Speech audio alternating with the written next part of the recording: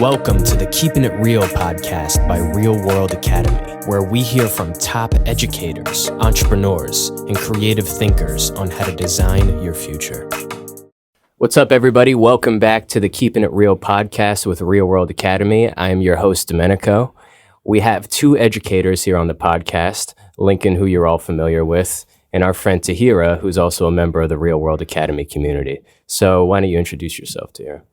Hi, I'm so grateful to be here. Tahirah Crawford. I am a director of college placement at People's Prep Charter School in Newark, New Jersey. Excited to say that I have been there for a decade as the inaugural director of that office. And prior to that, I worked in higher education and college access and success work. For my involvement with Real World, I've had the pleasure of helping to develop a wonderful groundbreaking curriculum to help with exactly what we are talking about today, which is preparing our students for the real world. So along those lines, preparing students for the real world is an extremely challenging and constantly evolving task because the world is always changing, as we've seen. Yeah, absolutely. And too often, teachers aren't really given the resources to be able to do that work effectively. But fortunately, I think that's where Real World Academy comes into play because we do offer that structure and we do offer that kind of holistic education where students can prepare themselves for the real world. So first, I'm curious, what are the biggest challenges you've faced personally having to do this work, and how has it changed over time? Gosh, I know that seems like a small question, but it has a big answer. And just as the challenges of preparing students for the real world evolve, like the challenges of the work that I do has evolved. And so if I had to sum it up into something that is, a smaller bite, it would be that there's a disconnect in what we are teaching students on a day-to-day basis in K through 12 education and what they actually are going to use when they leave those doors. And so it is very hard to kind of bring back things to K through 12 education that are really in the post-secondary world that people just seem to have no appreciation or understanding for. And so people in my role, people who do the work that I do, serve as like a bridge where we're essentially translating, well, this is what happens out here, and this is how we need to make sure that shows up here. And then helping people understand, well, this is what's happening here, and these are the gaps that it's showing up here. And so I think it is a huge challenge because they're stuck in their separate bubbles. There's the post-secondary world, the professional world, there's the K through 12 world, and there's not a lot of natural collaboration that happens between the two. How could that be? How could there be no cohesion between everything? How is that sustainable? Yeah, it's not sustainable, as we see. I think that of all the other things that the pandemic really illuminated, as we can see, in the decrease of students who went to college, the decrease of students who persisted even in staying in college, the number of students that we saw who weren't entering the workforce at all.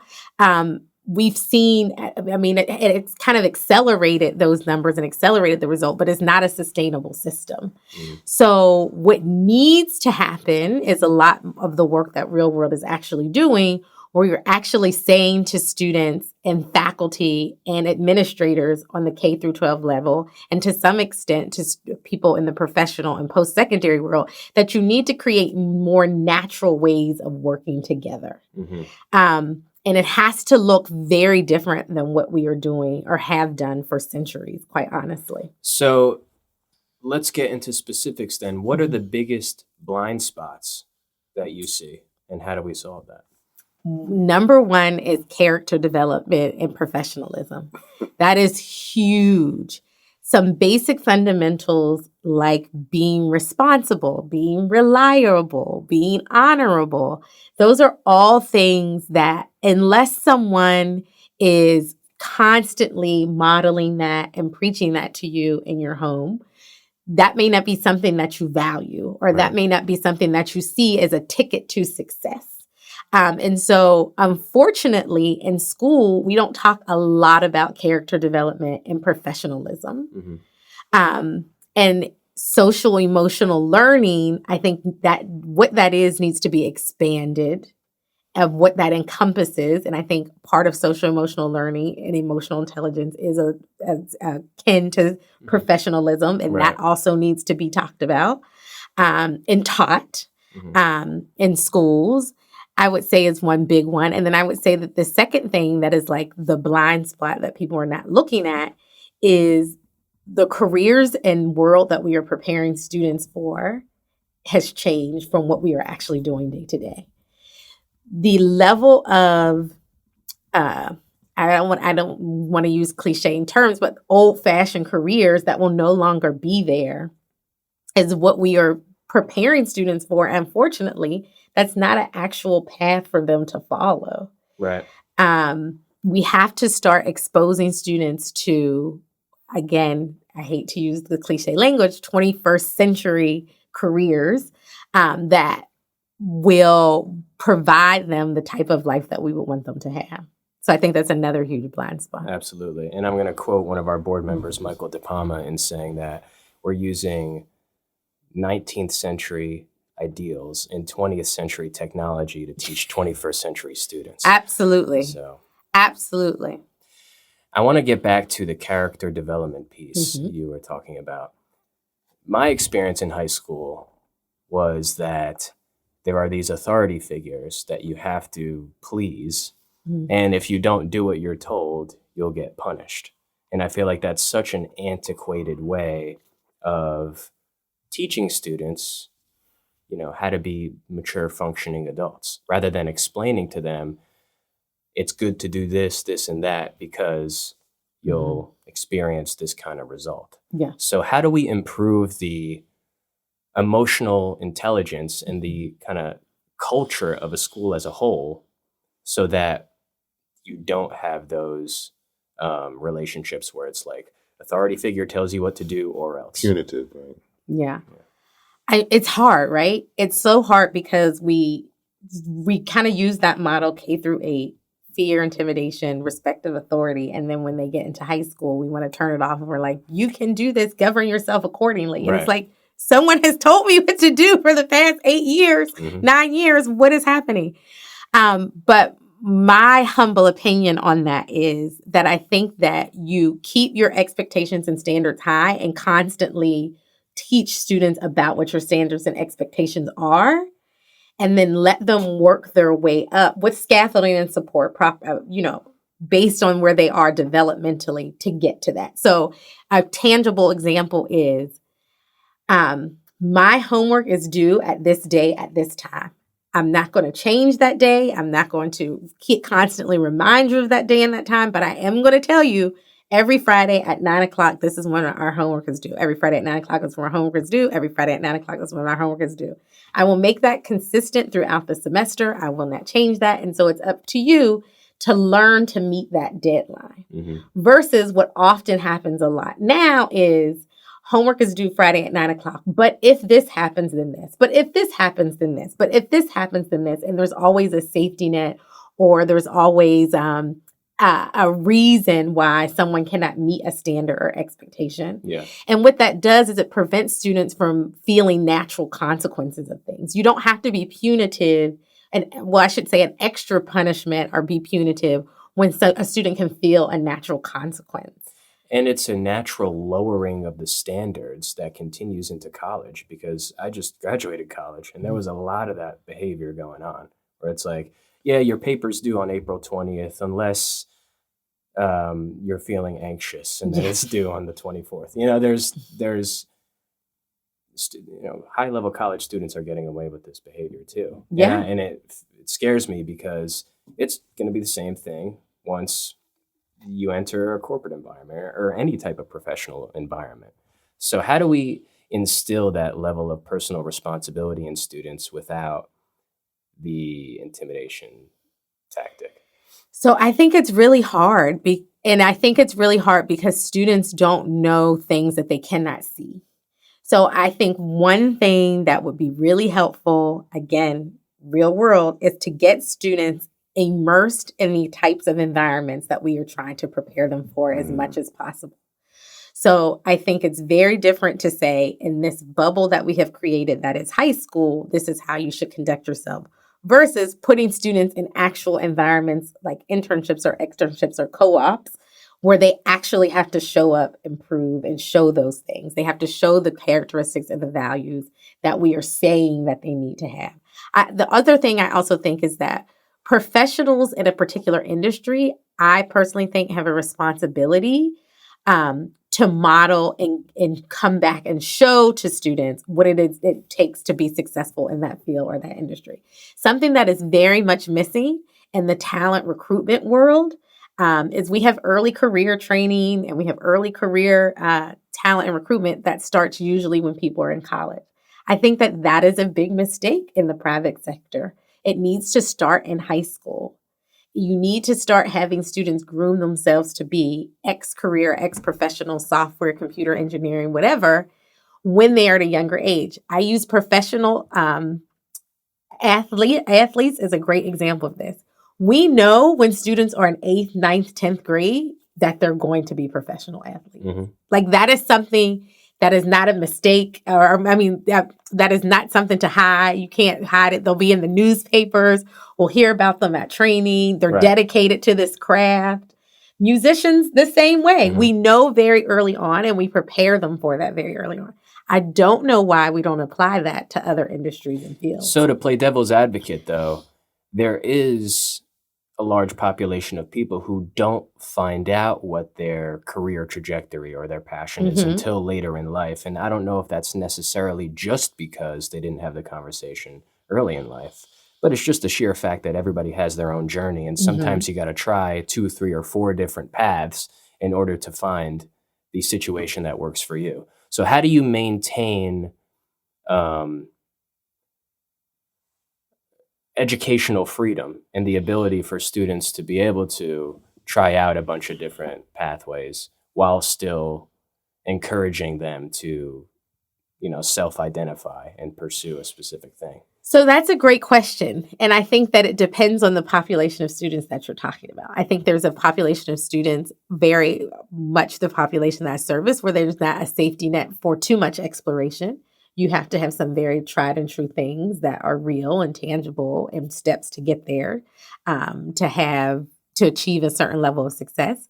But I think there's another population of students where just because you're gearing yourself toward that one thing, you can achieve that, and that doesn't have to be your last stop. Mm. We now know, again, the evidence and statistics tell us that people in this generation will change their career 3 or 4 times. But to even do that, you have to have proven success in something first. So I have to have proven that I'm a successful, insert the blank, lawyer to then become and change my career and become a lobbyist. Right. And then change my career to become a politician. You have to have that first step that shows, experience necessary before you can catapult yourself. So I don't think you're pigeonholed into anything. I think you can still explore so many other things, but you have to have a first step.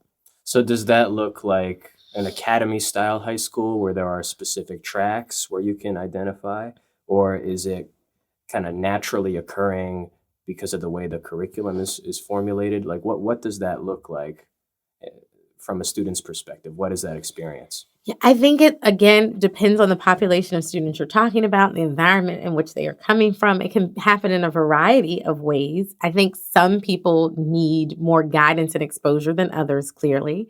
Again, I'll use the real world class that we were helping to develop. And in that, it's very much an self-reflection of what is it that I want for my life? What is it that I think I'm good at? What are my passions? What is it that I think that, would fulfill me? So I think that is a great first step for any student who doesn't really have a path or a way to go. But I think that is one step. The next step is you then have to say, okay, if I'm really great at art or if I'm a really great painter or drawer, let me start putting some works together, putting a portfolio out there to start getting feedback. Okay, do I need to be taking classes? Do I need to hone up on this skill? Do I need to make sure that I'm going to a Saturday academy? Like, I think it's different for every student, depending on what they're interested in or what they find themselves interested in and geared toward. So, for example, I have a lot of students now who are very much interested in the world of computer engineering and everything that encompasses that world, but have never in their lives taken a comp sci 101 class. Right. And so how do you even know that you're interested in that if you haven't taken the time to even take a class or talk to a computer engineer and say, like, well, what is it that you actually do? Right. I asked one class, who here works on computers? No one raised their hands. They don't work on computers. They work on cell phones all day long. Yeah. And they only work on a computer when you have a Chromebook. That's it. There is no desktop. There is no laptop. There is just a Chromebook, which is not a desktop or a laptop. Yeah. So to your point, how there's always this disconnect of like what you want versus what you're doing to get there. Mm-hmm. And, you know, we can set up so many things, but there's always this inner drive that's lacking with a lot of our children today. And what you spoke on earlier, K through 8, we've kind of given them so much that they don't have the drive to get up and get it on their own. They're still waiting for someone to say, okay, this is what you do now. This is what you do now. This is what you do now. And that's a very big detriment to them as well as the greater society at large where they'll be entering.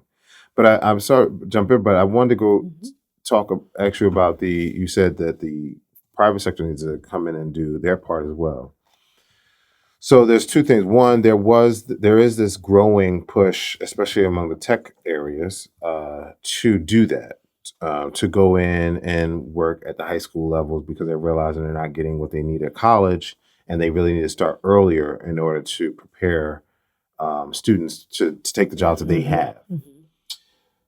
Audible, for example, has been doing that in Newark, but they only select certain schools to do it. Mm-hmm. I think it's like 2 schools that they choose out of there to do it. But that's not uncommon. So private industries are doing it, but they're being selective of where they do it and what kind of students they're choosing from, you know. So they choose not only select school, but then what type of student within that school.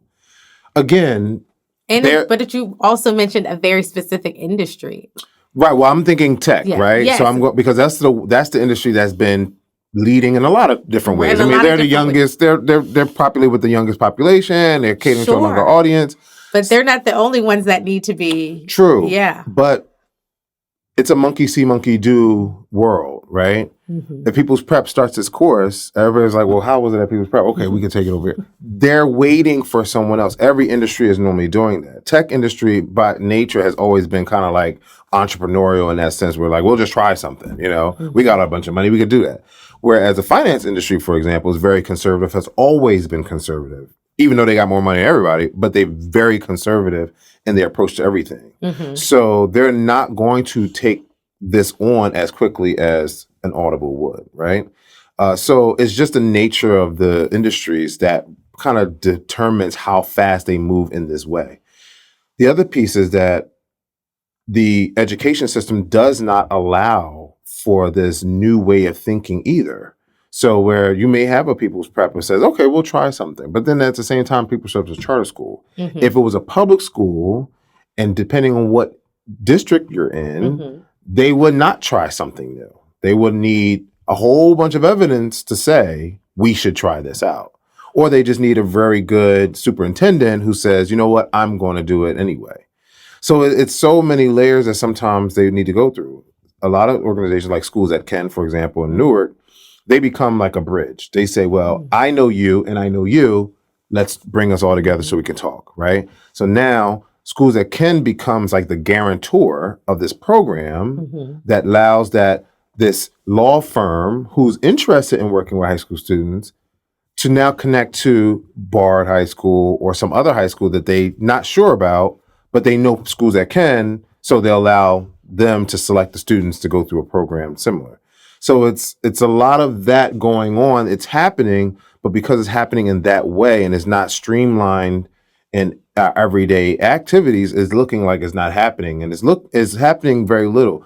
The other thing is that when they do these things, they're doing it and they're running like a pilot. So it really requires the teachers, the schools to really think of who are they putting into the program so that the program can continue. And the schools, one, are not built to prepare the students for jobs, as you were saying. They're not designed to prepare kids to work, right? There was a school in Newark that was called. They changed the name to it used to be. It's a private school, and Phillips Academy. No, King. It used to be called. Oh gosh, I can't remember the name, but it changed name to a Spanish name, and I can't remember the name right now. But what they used to do was send kids through to different jobs, and you'll pay off your tuition. Oh, Cristo Del Rey. Yes, Christ of the King. And then they changed it to Cristo Del Rey. Right. And they used to send their kids to different organizations to work, and they will earn money to pay off their tuition. I thought that was an ingenious idea. But again, Cristo Del Rey is the type of student that goes there. Their parents pay. Normally, when you have parents that pay, the children operate a little differently than parents that don't pay.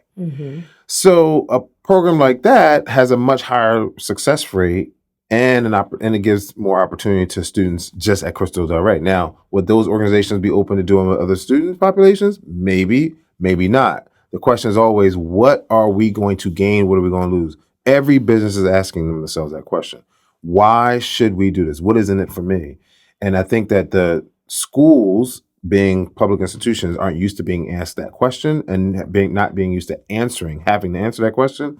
They don't know how to satisfy the needs of these organizations. But how do you get to the point where you force the hand of the public schools? Do you just need a bunch of charter schools that are outperforming them in the same area? Is that it? I mean, I think it all depends, right? I think to a point that Lincoln made earlier is when you see someone else doing it and it's going well and your students are getting something that other students are not, then they're looking like, well, what are they doing? I want that. How did they get that thing? And I think that is a lot of influence. But I also think that because outcomes are huge, right? Everyone wants great outcomes. Everybody wants their students to go to certain colleges. Everybody wants their kids to go to certain professions. Like outcomes are huge. But I also think the other thing is competition. When you have families moving to other districts, when you have families moving to charter schools or independent schools or Catholic schools, that speaks volumes. When feet move, that moves. And Boycott. so I think that is a huge issue that public schools are grappling with now, particularly in urban centers, are families are voting with their feet and they are leaving because of what is happening in other types of institutions. And I think that is now a motivator for a lot of public institutions to do different things. The problem is, though, what are they going to do different? And so if people, and we see this just in general with just regular people, if you're not getting the outcome you want, you don't necessarily know what to do to get the outcome you want. You just try different things without really knowing what you're doing.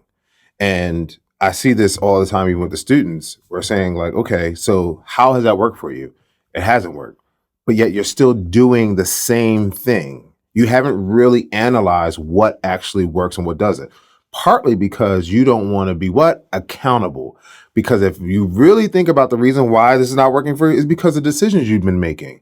But I think accountability is huge. Like when you say, why are they partnering with these schools versus other schools, and they just want reassurance. Business sectors want reassurance that it will work. Accountability is that thing. So you have to create offices in every school similar to mine, where you have a team of people who are responsible. That's right. For students showing up in certain ways. But what's the problem with the public school side versus charter school? Well, the bureaucracy. Sure, and I think that there's not a group. You can't. There's not really, and I'll call my office the accountability office that says these students need to show up at this place at this time and perform in this way. Public schools used to have one. Many years ago, they used to have one. I knew the lady who worked for us. She worked with NCI at the time, and they got rid of their office. And they will bring it back. They will bring it back. Why did they get rid of it? Because they didn't feel like they needed it. It was the point. It was stupid. It was stupid. Why would you get rid of the office of, I can't remember what it was, but it was the name of it, but it did this work, right? It was the accountability office connecting, making sure students, it was actually like how NCI was working with Newark Public Schools. Well, I think this is a great place for, you talk about real world, to come in and pitch to districts like Newark Public Schools, call it the Office of Accountability, right? Whatever. Yeah. Where you're contract, where I can be accountable for certain outcomes and things the that happen. Bureaucracy, after me personally, and this is just me, and maybe I'm just damaged and tainted by the Newark Public Schools. No, I have similar experiences in Morris County. Has been like, it's like beating your head up against a rock. And partly because, and I understand the politics of it. I understand how politics plays a part and ego plays a part. If I've been telling you that you've been doing it wrong for the last 10 years, you're not going to like that. And no matter how I frame it, but that's what you say. But you don't have to frame it in that way. It don't matter how I frame it. I think it can. I think that it can. I'm going to be Pollyanna-ish in this moment and say that I believe that the packaging of the message can change things. I think there's just no way. I mean, Newark doesn't want to go the way of New Orleans, right? There's just no way. They don't, but they're not really doing. Okay, so let me go another way. They called me and a few other change agents, people who run nonprofits, work with these school students who know on the ground what really needs to happen. They called us all to this meeting and they're saying, we're doing a whole shift. Newark Public Schools will roll out this 10-year plan that really changed the way from cradle to the grave or whatever. They had this whole initiative, right? It sounds good. It's great marketing and all that stuff. But when they ask the questions, so why do students not show up to school during these months? In the wintertime, the attendance rates go down, right?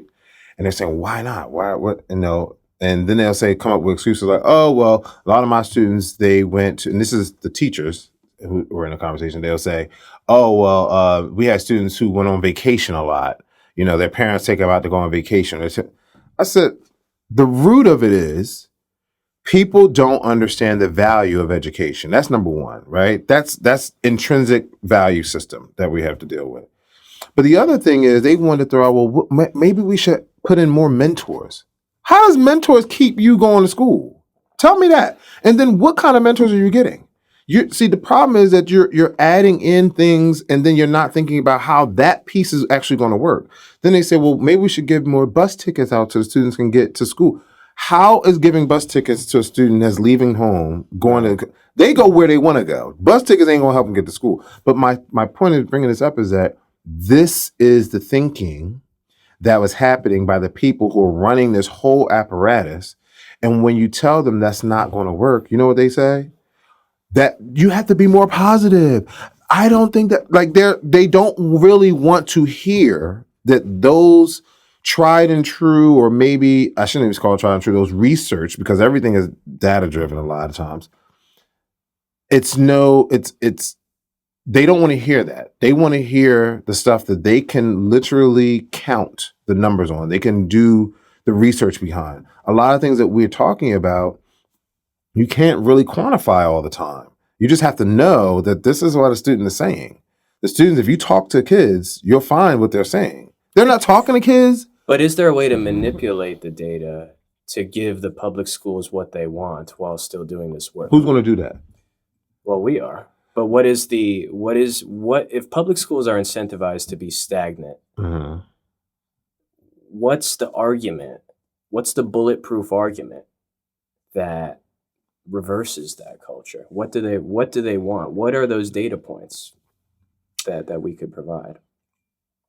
I think one of the biggest things to data points is outcomes. This is what is happening here in this district. This is what they are doing over here that's different, and look at their outcomes. Mm-hmm. I think people really hold to what their graduates do. X percentage of them go to 4-year schools, X percentage of them go to this caliber of school, X percentage of them continue into graduate and professional school.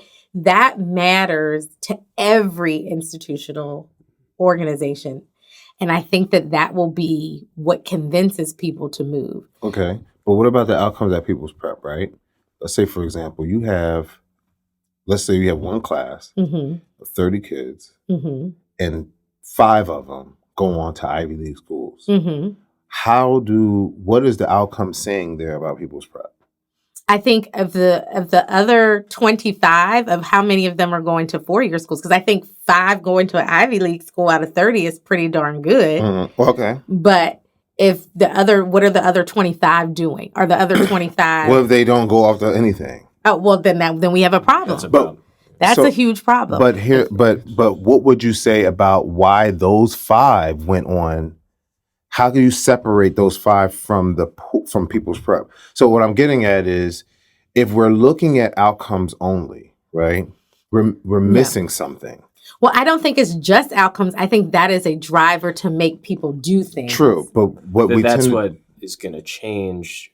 That's what actually is going to cause the evolution to take place, is being able to make that argument. So even though focusing on data is, in my opinion, kind of a necessary evil to get this work done, it is, we got to play that game. So what is the happy medium between playing that game and convincing these schools that they'll have the higher graduation rate, or they'll have the allure of sending a certain amount of students to Harvard, while also serving the majority of the student population that doesn't necessarily fit that argument, I guess what I was trying to get at is, I agree with almost everything everybody's been saying, but I was just trying to throw out these caveats that we sometimes, because people who listen want an easy answer. And this is, when we were talking about this before, we're a complex country we need complex solutions to deal with these complex answers. And when I say complex, I don't mean that they have to be convoluted,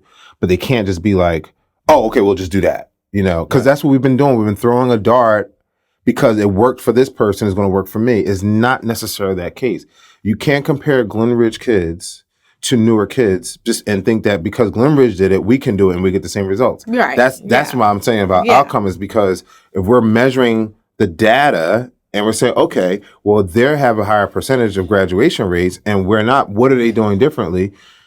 We can duplicate everything that they do and still won't get that. No. I'm saying within the same city and population, like within the same district. Right. We are serving the I see what you're saying. the same students. And so that's what I meant with the New Orleans comparison is like, if families are the families that we service, the families that, MPS, they're the same families. Right, we're serving the same families. The same that the big network charters are serving in the city. Those are all the same families. There's different outcomes though there. There's different data points, period. There's different tests. And that is what it's going to be the driver. Yes. And that is what I'm saying within the district. Within the same district. Got you. Serving the same population. How is it that they go from your school to my school and they get a totally different outcomes? Experience. Right. Yes. And I think that will be a driver.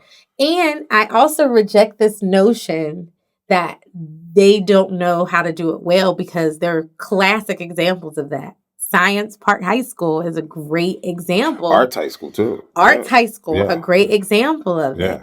And they would say it was because of their principal given the particular freedom to do that, right? But it might also just be the marketing of what Science High School is. Because then you turn around and say, well, why are you not doing this at Barringer? Why are you not doing it at Shabazz? Why are you not doing it at all the other ones? And that's when I started calling it, because of the political bureaucracy that exists that prevents all that from happening. Yeah, I think there's that would be a whole nother show as to why, but I'm using it as an example to reject the notion that there's this like lack of knowledge to how to do it. There's there's clearly a way to do it, and there's no one that can super convince me that the populations are so different. Yes. there are differences, but not so different that it accounts for everything, right?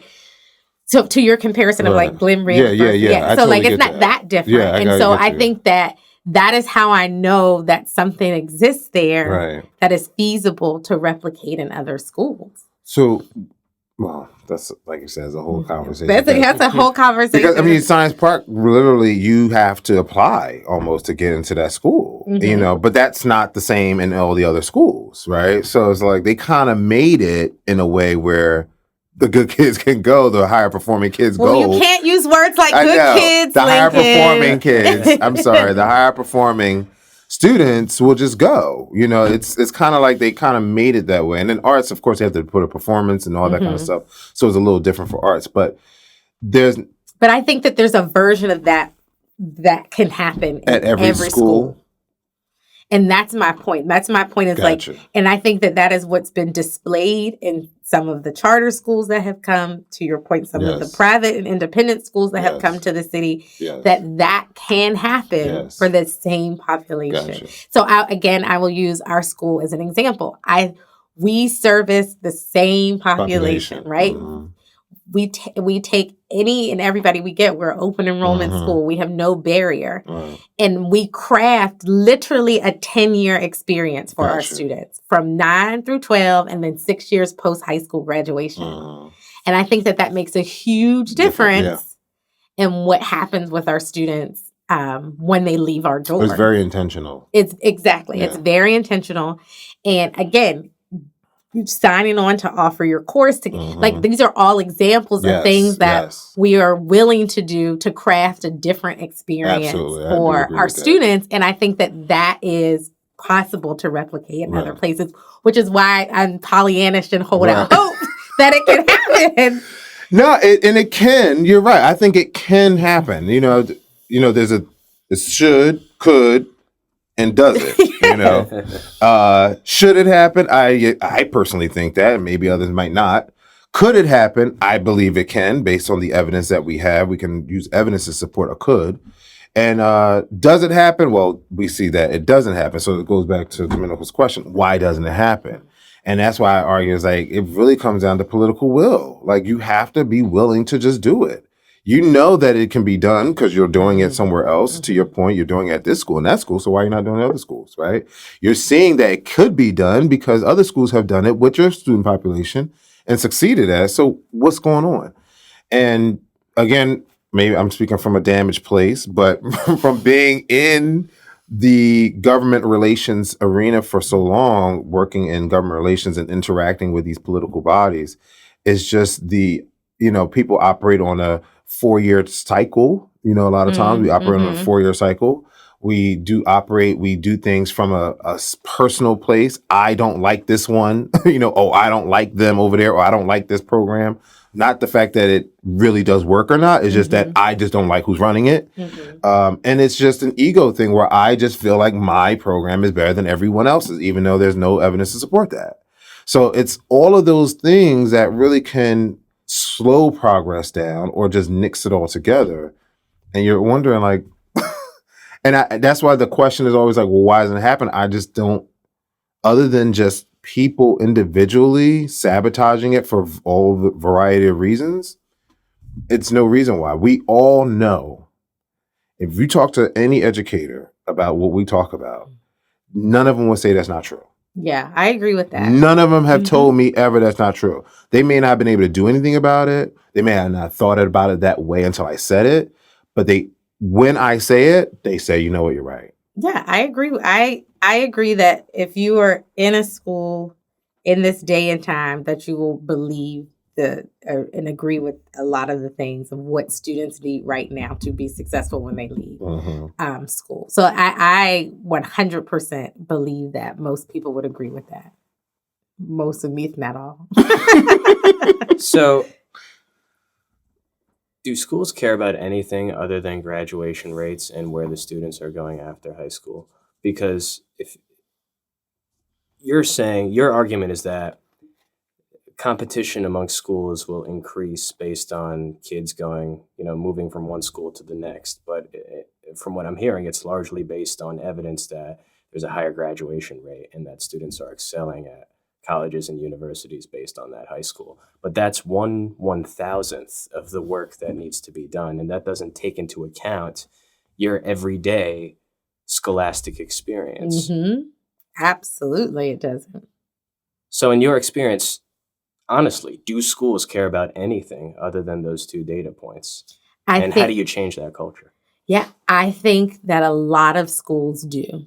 And I think that you will find schools where the pendulum has shifted and it's more about this emotional health and wellness of the student more than their scholastic achievement.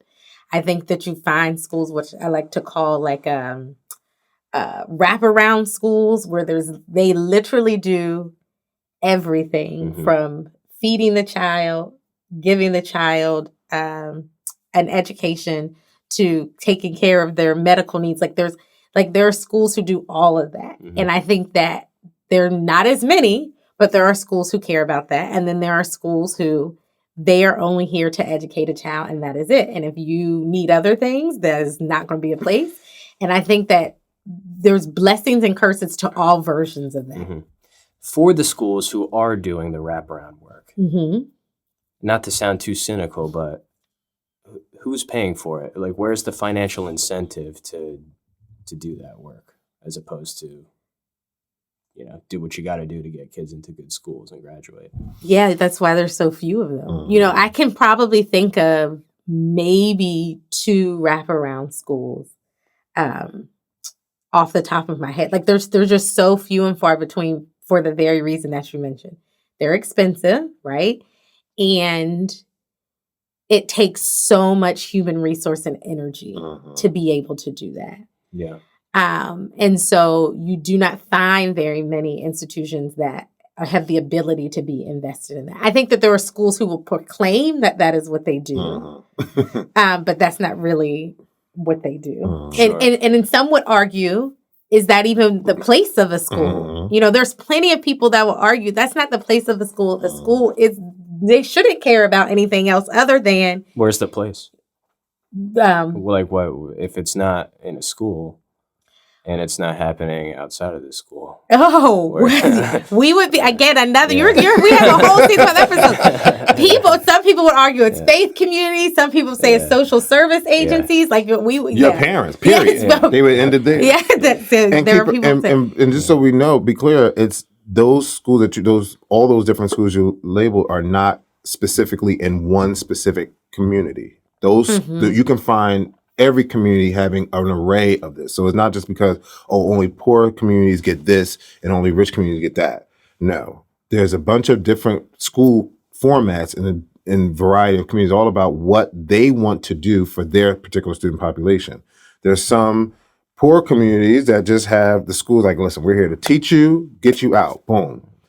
Rich communities do the same thing. Here, teach you, get you out. You take care of all that outside of here, right? So it doesn't really matter the the economic situation. I just wanted to put that out there. Yeah, I feel like it's almost a data manipulation challenge, where like in order to really be able to do this work at scale, you got to create the argument that your school is going to be stronger because of it, and your school is going to get more funding and more attention and more prestige because of it.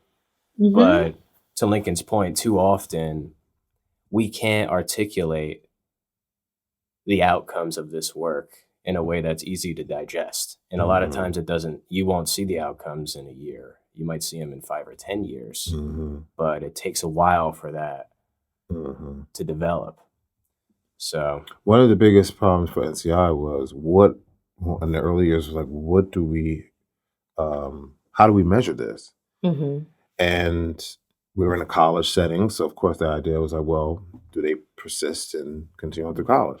But the program wasn't designed for that. The program was self-actualization. And self-actualization made me realize that college isn't right for you. For me, we did our job, right? Even though the college didn't like the fact that they were dropping out because of it. But that's what our purpose was. Our purpose was to make sure you had a plan for your future. And if that did not include college, then it didn't include college. But you had to have a plan of what you wanted to do. Now, if you want to measure our success, how would you measure that? How would you say how many kids dropped out of school? How many kids went on to school? You couldn't even say how many kids went and got a job, because the reality is there's many different factors in why you get a job or why you don't get a job. So how do you truly measure the success of a program that's truly about self-actualization, social emotional awareness? How do you do that? It was a problem that we were having for many, many, many years, and I don't think we still haven't really cracked the actual formula for it. But this time we've been, especially teaching these classes, we've been able to really get some data as far as how do students see themselves, what did they learn after participating in the program. But this is good for high school. If we were in college, no college would care about that, right? Yeah. So high school, to your point, people are now paying attention to social emotional needs of the student, right? So now they're seeing with this data that we can provide to the high schools, that is relevant for the high schools.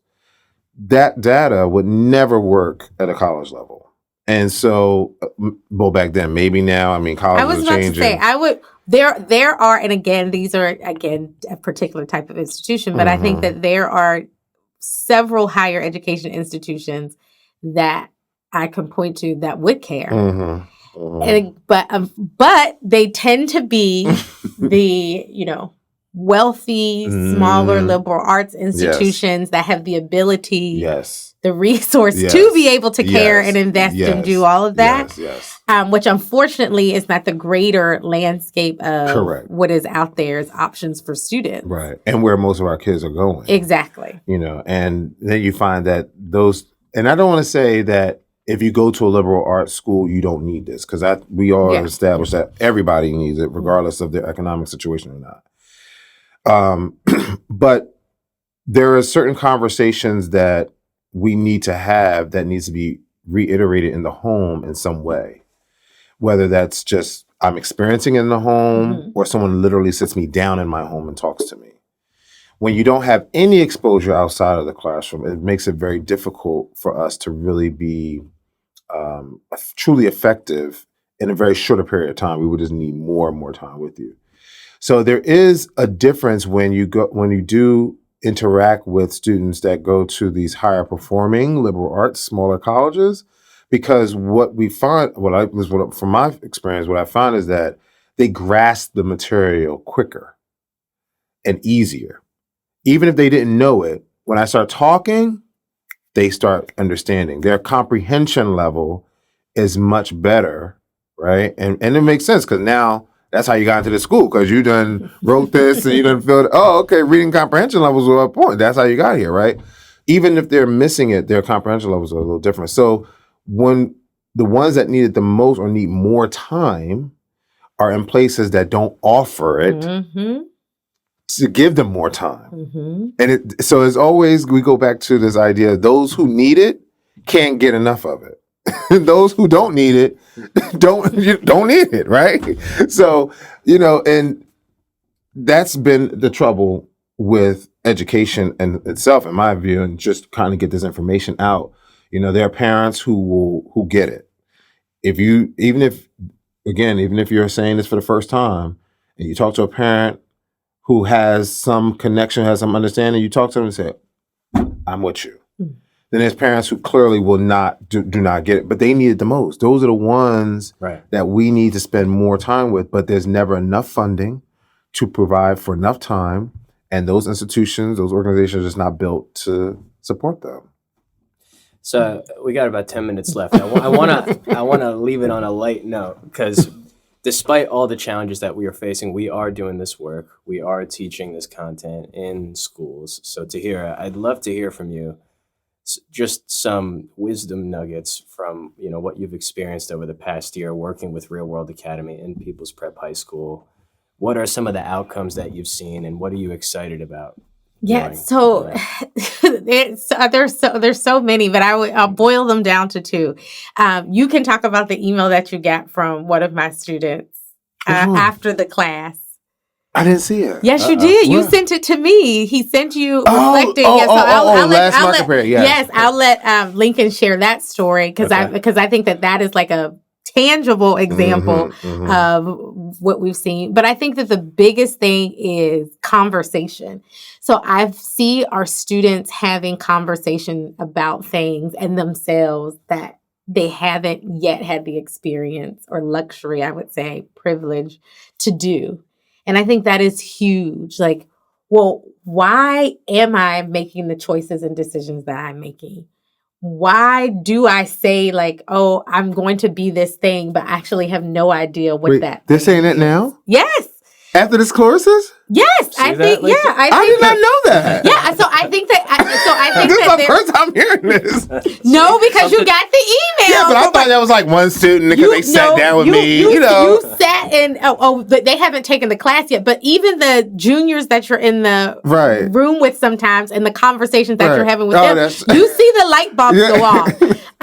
And so I think that you can't, I'm going to sound like a mother hen when I say this, but these are the experiences I hope for all of my students is to have the opportunity, again, the privilege and the luxury to sit down and really think about and do internal reflection of like, well, why am I making some of the decisions I'm making? Why am I doing some of the things I am doing? That's amazing. Why do I say I want to be something?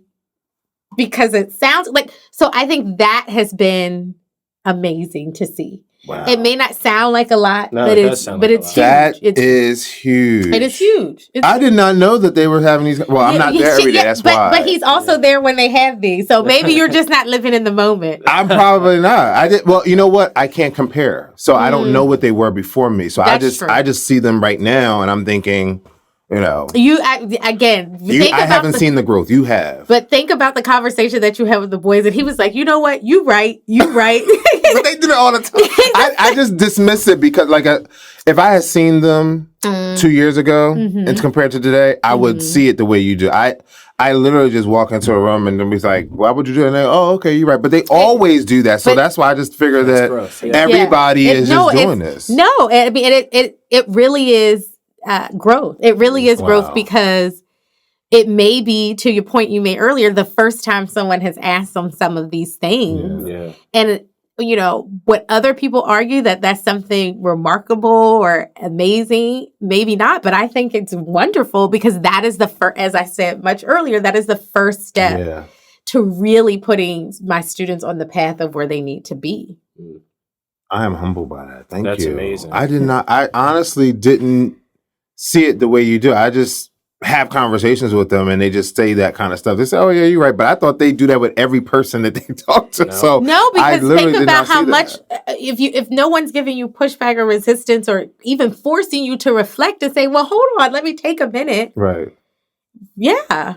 That's huge. So let's close the discussion with the email you received from a student because I want to hear about that. So he flaked out on everything the whole year. And then there was an issue with one of the assignments. It looked like they were copied. They were plagiarized.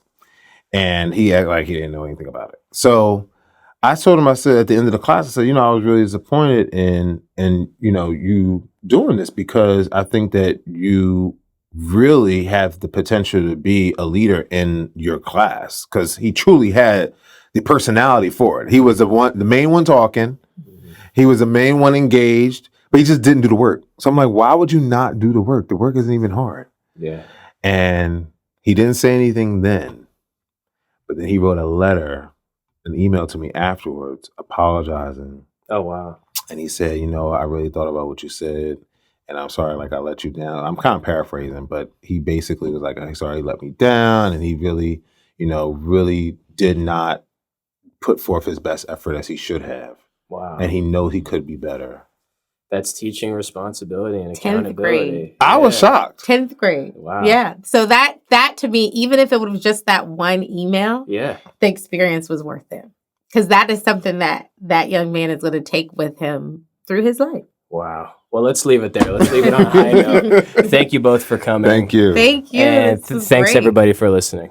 Thank you for listening to the Keeping It Real podcast by Real World Academy. If you're a student looking for a mentor or a parent looking to help your kid design a happy life and a successful career, visit our website at realworldacademy.org and subscribe to us on YouTube, Facebook, Instagram, and wherever you listen to podcasts to hear more exclusive content on how to design your future.